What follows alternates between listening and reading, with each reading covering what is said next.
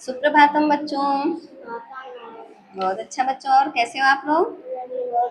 बहुत ठीक हो, शाबाश। तो बच्चों, कल मैंने आप लोगों को संस्कृत पीयूषम कक्षा 3 का पंचदशा पाठ 15वां पाठ पढ़ाया था, जिसका नाम था सुभाषितानि। आज मैं आप लोगों को षोडशः पाठ 16वां, षोडशा मतलब 16वां पाठ पढ़ाऊंगी, जिसका नाम है लघु अपि सहायकः। लघु मतलब छोटा, अपि मतलब भी, सहायका मतलब सहायता करता है, मतलब छोटा भी सहायता करता है। अब कैसे क्या है इस कहानी में आप लोगों को बताएंगे, ठीक है? ये कहानी है, बहुत अच्छी कहानी है। तो देखिए, मूषकः, मूषका मतलब होता है चूहा। चूहा क्या कह रहा है? अहो वनम, मतलब अहो मतलब अरे, यह तो वनम, वनम मतलब जंगल है। अत्र वृक्षाः सन्ति, अत्र मतलब यहाँ पर, वृक्षाः मतलब पेड़, सन्ति मतलब है, और इस जंगल में पेड़ हैं। ये कौन कह रहा है? मूषका, शाबाश, चूहा कह रहा है। और सिंह अत्र शेते, सिंह मतलब शेर, अत्र मतलब यहाँ पर, शेते मतलब सो रहा है। तो चूहा कह रहा है अहो वनम, अहो अरे यह जंगल है, और अत्र वृक्षाः सन्ति, इस जंगल में पेड़ हैं, और सिंह अत्र शेते, यहाँ पर शेर सो रहा है। आगे, मूषकः सिंहस्य शरीरम आरोहति कूर्दति च। मूषका मतलब चूहा, सिंहस्य मतलब शेर के, शरीरम मतलब शरीर पर, आरोहति, आरोह मतलब चढ़ रहा है, और कूर्दति मतलब कूद रहा है, ठीक है? शेर सो रहा है और उसी सोए हुए शेर पर चूहा क्या करता है? शरीर पर चढ़ जाता है और कूदता है।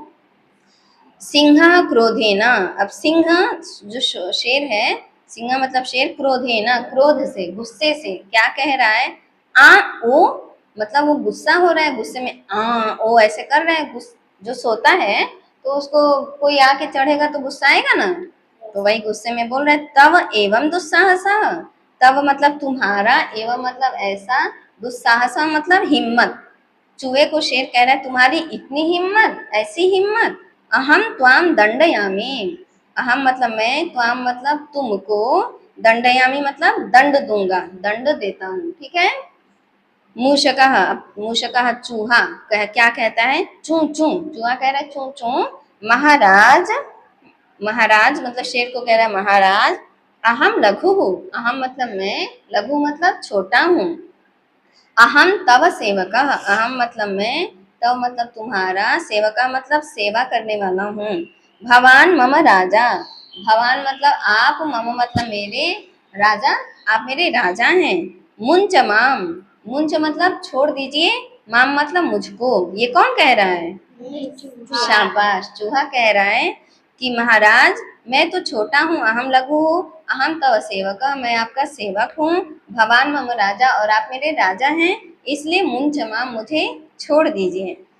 फिर सिंह मूषकम मुंचति, सिंह मतलब शेर, मूषकम मतलब चूहे को, मुंचति मतलब छोड़ देता है। शेर क्या करता है? चूहे को छोड़ देता है।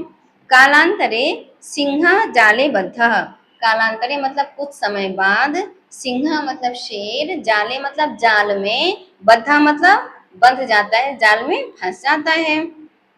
सिंह क्रोधेन गर्जति, सिंह शेर जो है, क्रोधेन मतलब गुस्से से, गर्जति मतलब गरजता है। तो उसको जब वो जाल में बंध जाता है तो वो गुस्सा होता है। मूषकः तस्य गर्जनम शृणोति, मूषका मतलब चूहा, तस्य मतलब शेर के, तस्य मतलब उसके, किसके? शेर का, गर्जनम मतलब जो गरजता है उसको, गर्जना को, शृणोति सुनता है।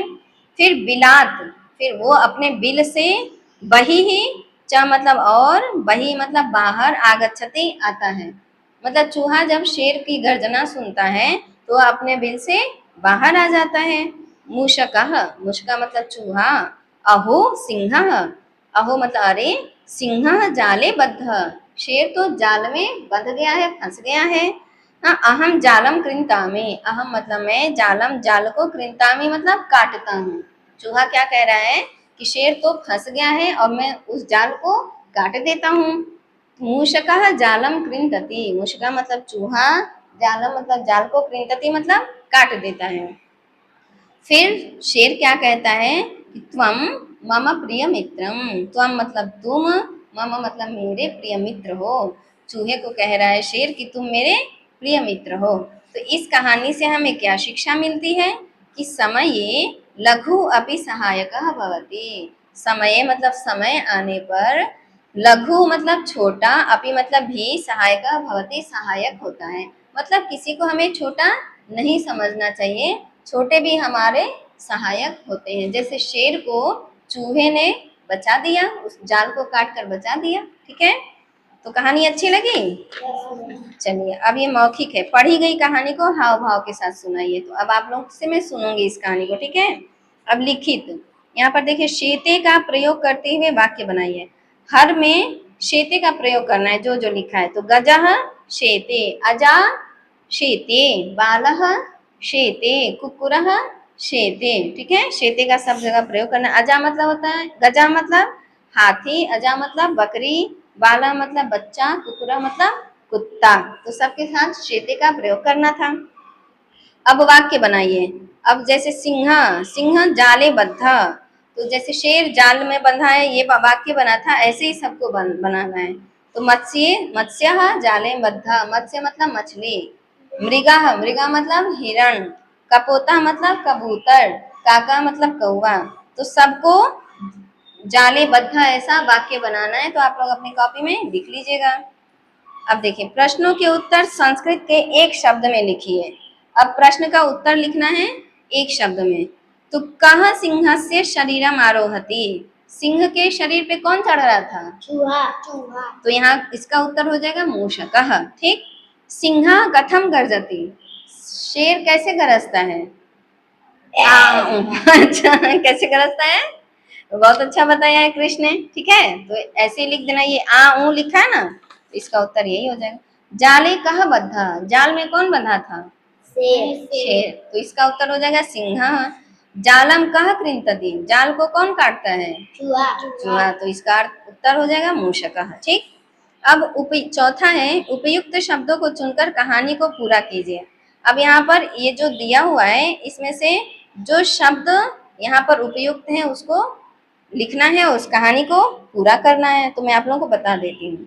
तो ये भी एक कहानी, एक काकः पिपासितः अस्ति, एक कौवा जो है प्यासा है। तो यहाँ कौवा बना हुआ है, चित्र बने हुए हैं, बस आप लोगों को उसको लिखना है। तो ये घर बना हुआ है ना, तो इसका क्या होगा? गृहस्य, सह गृहस्य उपरि गच्छति, वह घर के ऊपर जाता है। तत्र एकम घटम पश्यति, वहां पर एक घड़े को देखते हैं, यहाँ पर घटम हो जाएगा। घटे किंचित अल्पम जलम अस्ति, घड़े में थोड़ा सा पानी है। सह एकम उपायम करोति, वह एक उपाय करता है। कौन? कौवा। घटे प्रस्तर खंडान क्षिपति, और घड़े में प्रस्तर खंडान, यहाँ पे क्या हो जाएगा? प्रस्तर खंडान मतलब पत्थरों के टुकड़ों को फेंकता है, डालता है। जलम ऊपरी आगच्छति, और जब वो पानी पत्थरों को डालता है तो पानी ऊपर आ जाता है। काकः जलम संतोष पिबति, यहाँ पर पिबति हो जाएगा, और संतोषेण च गच्छति, कौवा जल को पीता है और संतोष पूर्वक चला जाता है। अब यहाँ पे शब्दार्थ है। ठीक है, देखो, लघु मतलब होता है छोटा, शेते मतलब सो रहा है, कूर्दति मतलब कूदता है, मुंच मतलब छोड़ दीजिए, कालांतरे मतलब कुछ समय बाद, बद्धा मतलब बंध गया, श्रृणोति मतलब सुनता है, बिलात मतलब बिल से, कृंतामी मतलब कुतर देता हूँ, काट देता हूँ, सिंहा मतलब शेर। तो आप लोगों को यह कहानी अच्छी लगी? चलो, तो यह आज का अंतिम पाठ था, संस्कृत पीयूषम कक्षा 3 का 16वां पाठ। तो यह पाठ पूरा हो गया। अब कल से मैं आप लोगों को चौथे क्लास का पढ़ाऊंगी। ठीक है, तो आप लोगों को मेरी यह वीडियो अच्छी लगी हो तो आप सभी लाइक करें, सब्सक्राइब करें और शेयर करें।